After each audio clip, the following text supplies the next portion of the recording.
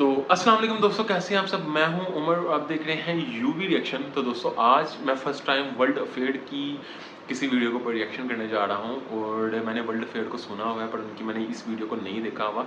इसका टाइटल जो है मुझे काफ़ी कैची रखा तो मुझे लगा कि मुझे इसको देखना चाहिए।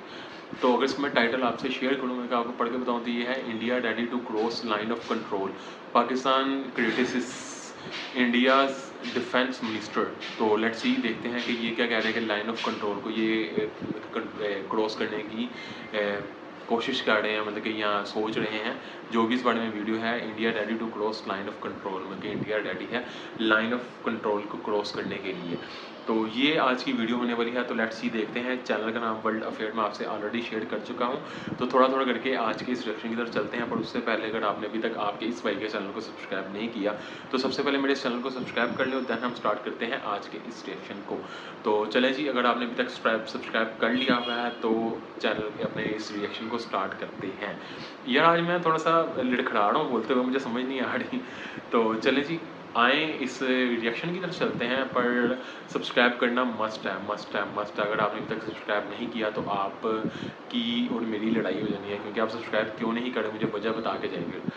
तो चलें जी, let's come to the video और लेट्स स्टार्ट। नमस्कार and I welcome you all to world affairs. मैं हूं प्रशांत धवन। नाउ रिसेंटली भारत के रक्षा मंत्री राजनाथ सिंह जी ने एक बहुत ही बड़ी स्टेटमेंट दी है। उन्होंने ये कहा है कि इंडिया तैयार है लाइन ऑफ कंट्रोल को क्रॉस करने के लिए ताकि हम पीओके वापस ले पाए। नाउ ये स्टेटमेंट रैंडमली नहीं दी गई।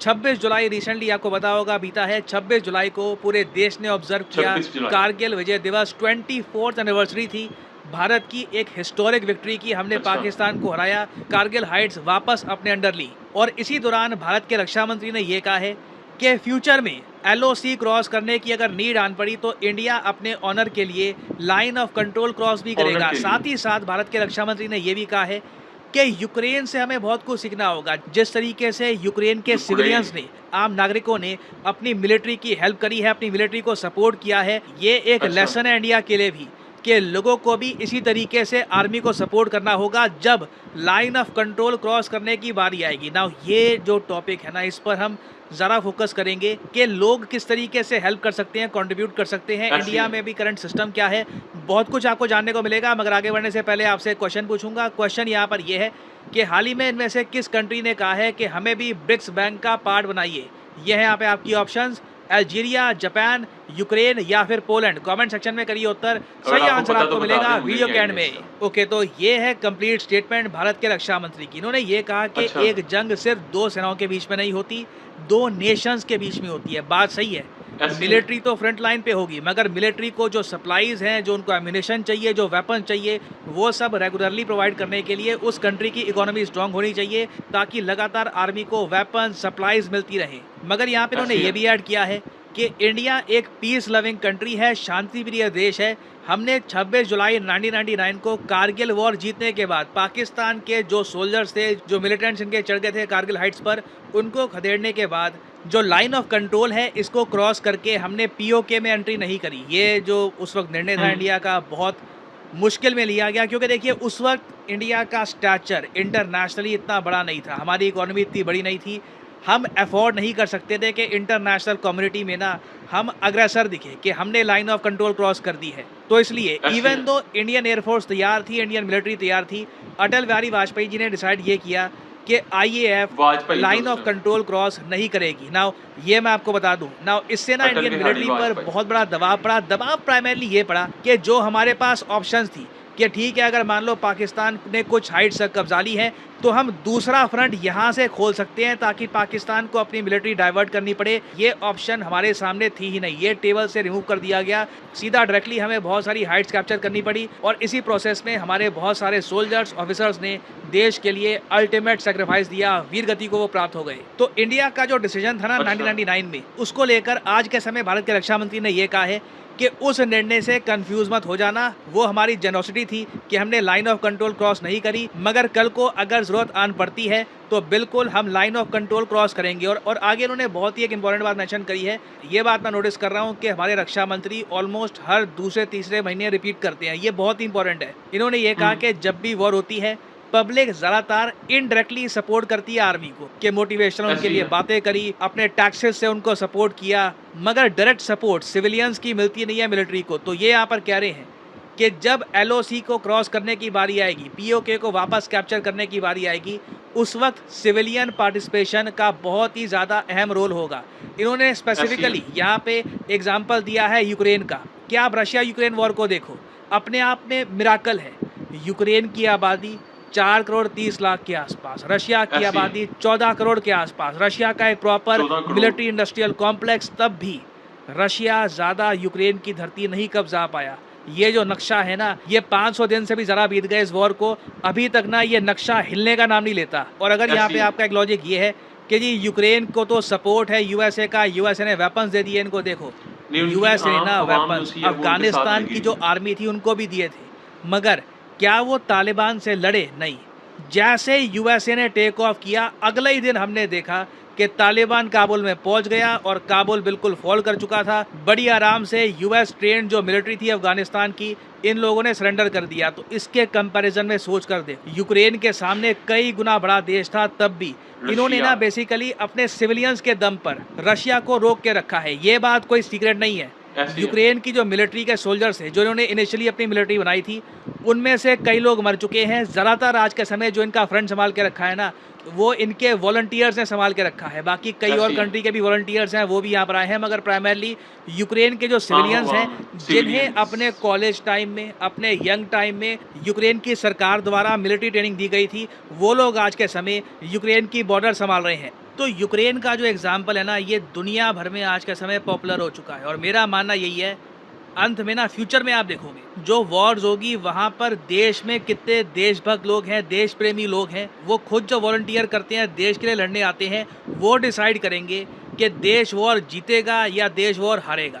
इंडिया के केस में ना देखो, राजनाथ सिंह जी ने ये बात कह तो दी, मगर सरकार को भी ना कुछ प्रॉपर मैकेनिज्म बनाना होगा। क्योंकि अभी के लिए अगर हम बात करें, दुनिया में अगर हम देखें कौन कौन से देश हैं जहाँ पे मैंडेटोरी मिलिट्री ट्रेनिंग होगी ही, मतलब कि कॉलेज में आप गए, कॉलेज ईयर्स के आसपास रफली आप कह लीजिए 16 से लेकर 22-24 की एज, कॉलेज के बाद, कॉलेज से पहले डिपेंड करता है कंट्री टू कंट्री, मगर इस एज के आसपास ना वो हर फिजिकली एबल्ड व्यक्ति को मिलिट्री ट्रेनिंग दे ही देते हैं। और ये सिस्टम जिन कंट्रीज ने अपना रखा है, इनकी लिस्ट आपके सामने है। साउथ कोरिया भी यहाँ पे आपको दिख जाएगा, आपको याद होगा, इनका एक बैंड है BTS, उनके कई मेंबर्स को लेकर कंट्रोवर्सी हो गई थी कि वो मिलिट्री ट्रेनिंग करेंगे या नहीं करेंगे। फिर यहाँ पे आपको स्वीडन, ईरान, टर्की, रशिया तो ऑब्वियसली दिखेगा ही, यूक्रेन भी यहाँ पे आपको दिखेगा। तो यूक्रेन के पास ये सिस्टम था, तभी इन लोगों ने अपने बहुत सारे सिविलियंस को कन्वर्ट कर दिया इनटू सोल्जर्स, क्योंकि उन लोगों को ना अपनी जिंदगी में 2-3 साल एक बेसिक मिलिट्री ट्रेनिंग दी गई थी। बंदूक कैसे चलाते हैं, फॉर्मेशंस में किस तरीके से आपको रहना है, ऑर्डर्स कैसे लेने हैं आपको, तो ये सब बातें उनके दिमाग में जा चुकी थी। नाउ अब आप इमेजिन कर सकते हैं, किसी आदमी ने जब जिंदगी में गन ही नहीं पकड़ी, उसको अचानक से आप अगर वॉर फ्रंट पे भेज दोगे, वो क्या कर लेगा? कुछ नहीं कर पाएगा। उसके इमोशंस, जज्बात तो बहुत होंगे कि मैं देश की सेवा करूं, मगर उसके पास ट्रेनिंग नहीं होगी। तो अगर हमें भी यूक्रेन से सीखना है ये कि कल को मान लीजिए हाइपोथेटिकली स्पीकिंग, हम POK को कब्जाने की कोशिश करते हैं, उसी टाइम चाइना भी अरुणाचल प्रदेश के पास कुछ करता है, पाकिस्तान भी और फ्रंट ओपन करने की कोशिश करता है, अचानक से हमारी मिलिट्री स्ट्रेच हो जाती है, हमें सिविलियन वॉलंटियर की आवश्यकता पड़ती है, तो ट्रेनिंग उसके लिए बहुत ही इंपॉर्टेंट है। और इंडिया में आप देखोगे ओवर द ईयर्स इस पर बहुत आवाज़ें उठी हैं कि मिलिट्री ट्रेनिंग कंपलसरी करो यूथ के लिए। अब इसको लेकर भी कई आइडियाज़ हैं। बात देखो घूम फिर के यही आती है, इंडिया में फ्रीडम है, डेमोक्रेसी है, तो लोगों के पास चॉइस होनी चाहिए कि वो मिलिट्री ट्रेनिंग करना चाहते हैं या नहीं करना चाहते हैं। तो इसको लेकर बहुत ज़्यादा डिबेट है। कुछ लोग ये भी कहते हैं कि एटलीस्ट जो गवर्नमेंट जॉब्स में लोग लग चुके हैं, चाहे स्टेट में, सेंटर में, जो सरकारी नौकरियों पे लोग लग चुके हैं, उनकी तो मिलिट्री सर्विस आप कराओ ही। तो इसको लेकर देखिए बहुत सारे ओपिनियन है, बट इन दी एंड मैं आपको ये बता दूं कि अगर POK कब्जाना है तो डेफिनेटली कहीं ना कहीं सिविलियंस का उसमें क्रिटिकल रोल होने वाला है। एक बार को आप ये भी कह दो कि हम ये क्यों नहीं कर सकते कि झटके से POK कैप्चर कर ले, अचानक से ना हमारी आर्मी एक मतलब कुछ ही दिनों का फास्ट ऑपरेशन करे, पाकिस्तान को पुल बैक कर ले, कब्जा ले POK को, मान लो एक बार को वो भी हो गया ना, उसके बाद भी इनिशियल कुछ दिनों तक, तो मैं कहूँगा कुछ हफ्तों तक, पीओके को कंट्रोल में रखने के लिए, क्योंकि वहाँ पर ऑफ कोर्स कई जो उनके मिलिटेंट्स हैं वो बहुत सारी प्रॉब्लम्स करेंगे, गुरिल्ला वॉरफेयर करेंगे, फिर चाइना का भी इशू है। ये सारी सिचुएशन को हैंडल करने के लिए एटलीस्ट मैं कहूँगा 3-4 महीने तक तो ना देश के नागरिकों को भी अपनी मिलिट्री को सपोर्ट करना होगा, तभी पीओके वापस कैप्चर हो पाएगा। ये एक आसान काम नहीं होने वाला। तो यहाँ पे मैं आपसे जानना चाहूँगा आपका ओपिनियन कि पहली बात तो क्या इंडिया में कंपलसरी मिलिट्री ट्रेनिंग होनी चाहिए?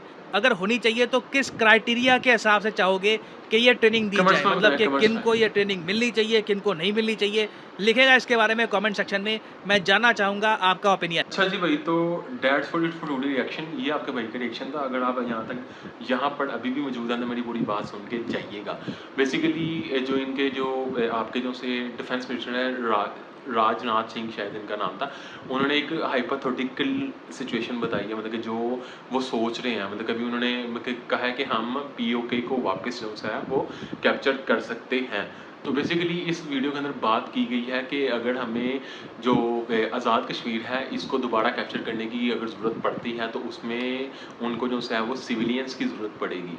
तो इस वीडियो के अंदर जो एक्सप्लेन किया गया वो बताया गया है यूक्रेन के बारे में, जैसे कि बहुत सी कंट्रीज़ हैं जो अपने जो लोग हैं उनको सिविलियंस को जो है वो मिलिट्री ट्रेनिंग्स देते हैं, कंपलसरी है उनकी एजुकेशन, मतलब जिस टाइम पर वो स्कूल में जाते हैं, हाई स्कूल में जाते हैं, तो उस टाइम पर उनको मिलिट्री जो सी ट्रेनिंग है वो दी जाती है। तो ये ज़्यादातर इस वीडियो के अंदर फोकस ये किया गया कि एक तो उन्होंने बताया गया कि इंडिया अग्रेसर नहीं रहा शुरू से, जैसे कि कारगिल का मामला हुआ था।